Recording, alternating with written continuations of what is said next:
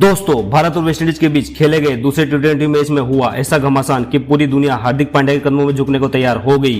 किस तरह पहले तिलक वर्मा, उसके बाद हार्दिक पांड्या का आया तूफान कि पूरी दुनिया हैरान सी रह गई। अंतिम के ओवर में भारत को जीत के लिए चाहिए थे 2 विकेट। किस तरह हार्दिक पांड्या की तूफानी गेंदबाजी और युजवेंद्र चहल की खतरनाक गेंदबाजी ने एक हारे हुए मैच में पलट दी पूरी की पूरी कहानी।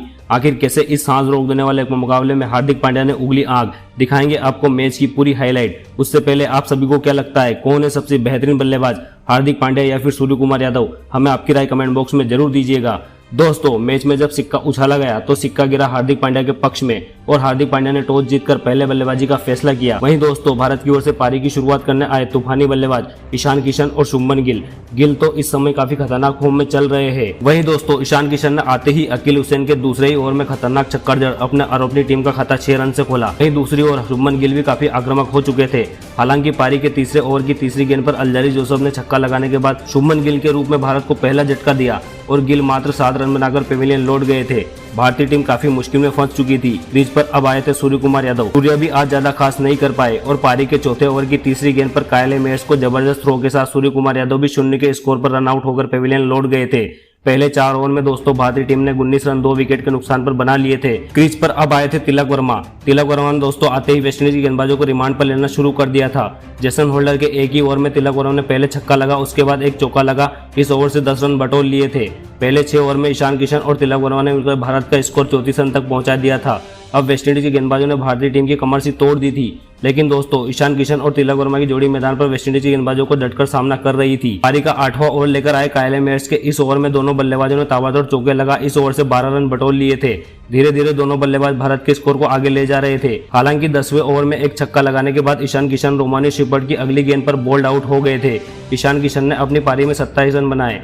10 ओवर तक भारत का स्कोर 65 रन 3 विकेट के नुकसान पर पहुंच चुका था। क्रीज पर अब आए थे संजू सैमसन। वो भी ज्यादा कुछ खास नहीं कर पाए और 7 रन बनाकर पेविलियन लौट गए थे। भारत के लगातार विकेट गिरने से दबाव बल्लेबाजी पर आ चुका था। क्रीज पर दोस्तों अब आए थे कप्तान हार्दिक पांड्या। 12 ओवर तक भारत का स्कोर 72 रन पहुंच चुका था और उनके 4 महत्वपूर्ण विकेट गिर चुके थे। हालांकि दोस्तों 30 रन के स्कोर पर तिलक वर्मा को एक महत्वपूर्ण जीवनदान भी मिल चुका था। भारत की उम्मीदें अब तिलक वर्मा और हार्दिक पांड्या पर टिकी हुई थी। दोनों संभलकर बल्लेबाजी करते हुए भारत का स्कोर 15 ओवर के बाद 106 रन तक पहुंचा दिया था। इसी बीच दोस्तों तिलक वर्मा ने भी शानदार अपना अर्धशतक मात्र 40 गेंदों में पूरा कर लिया था। लेकिन दोस्तों अर्धशतक जड़ते ही तिलक वर्मा अगली गेंद पर बड़ा शॉट लगाने के चक्कर में बाउंड्री पर कैच थमा बैठे और 51 रन की शानदार पारी खेलकर तिलक वर्मा पेविलियन लौट गए थे। हार्दिक का साथ निभाने अब क्रीज पर आए थे अक्षर पटेल। दोस्तों इसी बीच 18वां ओवर लेकर आए अल्जारी जोसेफ की दूसरी गेंद पर छक्का लगाने के बाद हार्दिक पांड्या अंतिम गेंद पर बोल्ड आउट होकर 24 रन बना पेविलियन लौट गए थे। अब बचे थे अंतिम के 2 ओवर और 18 ओवर के बाद भारत का स्कोर 130 रन तक पहुंच चुका था। क्रीज पर अब आए थे रवि बिश्नोई। लेकिन दोस्तों 19वें ओवर में ओवेन मैकॉय ने शानदार गेंदबाजी करते हुए इस ओवर में मात्र 9 ही रन लुटाए थे। इसी बीच दोस्तों अंतिम के ओवर में अक्षर पटेल भी 14 रन बनाकर पेविलियन लौट गए थे। अंतिम के ओवर में दोस्तों रवि बिश्नोई के एक छक्के की मदद से भारत ने 14 रन बटोर लिए थे। 20 ओवर में भारत ने 152 रन अपने स्कोरबोर्ड में लगा दिए थे। भारत की ओर से तिलक वर्मा ने सबसे ज्यादा 51 रन बनाए थे।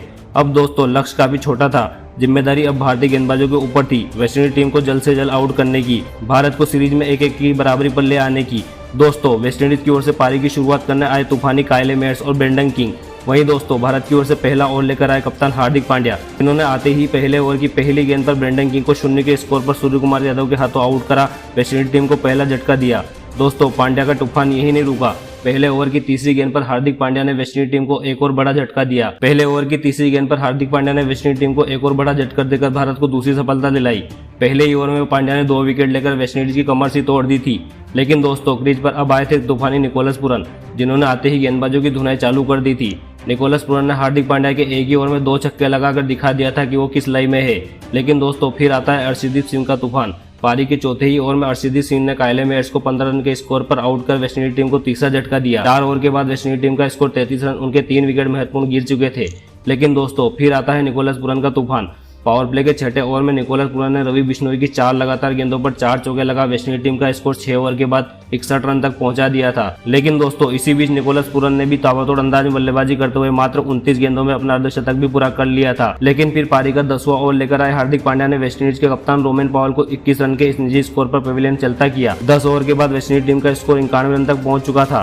दोस्तों अब क्रीज पर आए थे सिमरन हेटमायर, जिन्होंने आते ही अपना रौद्र रूप दिखाना चालू कर दिया था। भारत को अब यहां से चाहिए था, वेस्ट इंडीज टीम को लगातार विकेट गिराते रहे, लेकिन दोस्तों भारत को जीत के बीच में खड़े थे निकोलस पुरन। इसी बीच निकोलस पुरन ने रवि बिश्नोई की गेंद को आसमान में इतना लंबा मारा कि सीधे गेंद स्टेडियम के बाहर चली गई थी। पुरन और हेटमायर ने सभी गेंदबाजों को धोना चालू कर दिया था, लेकिन फिर आता है मैच में नया मोड़। पारी का 14वां ओवर लेकर आए मुकेश कुमार ने निकोलस पुरन को संजू सैमसन के हाथों कैच आउट करा वेस्ट इंडीज टीम को बड़ा झटका दिया। निकोलस पुरन ने अपनी पारी में 40 गेंदों पर 67 रन की तूफानी पारी खेली। 15 ओवर के बाद दोस्तों वेस्ट इंडीज टीम ने अपने स्कोर बोर्ड पर 127 रन 5 विकेट के नुकसान पर बना लिए थे। वेस्ट इंडीज टीम को 26 रन 30 गेंदों में चाहिए थे, लेकिन दोस्तों इसी बीच रोमारियो शेपर्ड 0 के स्कोर पर आउट होकर पेविलियन लौट गए थे। क्रीज पर अब आए थे जेसन होल्डर, वो भी ज्यादा कुछ खास नहीं कर पाए और यूजेन चहल की जादुई गेंद के आगे चारों खाने चित होकर 0 के स्कोर पर पेविलियन लौट गए थे। भारत को अब एक उम्मीद जगी थी यहां से मैच में वापसी की। हुआ भी कुछ ऐसा ही। इसी ओवर की अंतिम गेंद पर चहल ने सिमरन हेटमायर को एलबीडब्ल्यू आउट कर वेस्ट इंडीज की कमर सी तोड़ दी थी।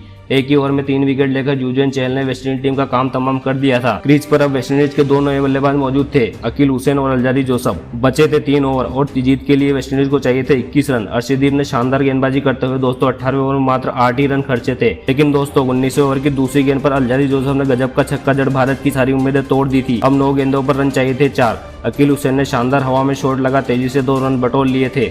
अब 2 रन और चाहिए थे जीत के लिए वेस्ट इंडीज टीम को। अकील हुसैन ने सामने की ओर चौका जड़ वेस्ट इंडीज टीम को 2 विकेट से इस मैच में जीत दिला वेस्ट इंडीज टीम को सीरीज में 2-0 की बढ़त हासिल करवाई है। दोस्तों दूसरे टी20 मैच में भारत की हार का जिम्मेदार आप किसे मानते हैं?